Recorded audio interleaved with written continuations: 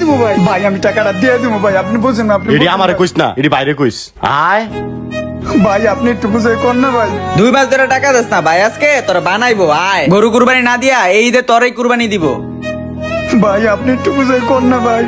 আরে আয় বেটা। তাড়াতাড়ি আয়, ভাই অপেক্ষায় আছে। ভাই এই যে ধরে লইছি।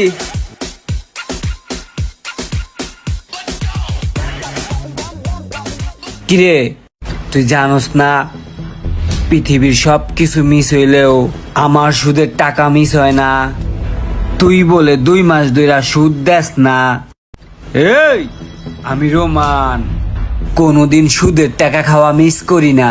কোরবানি দিতেইব, সুদের টাকাটা দিয়া দে।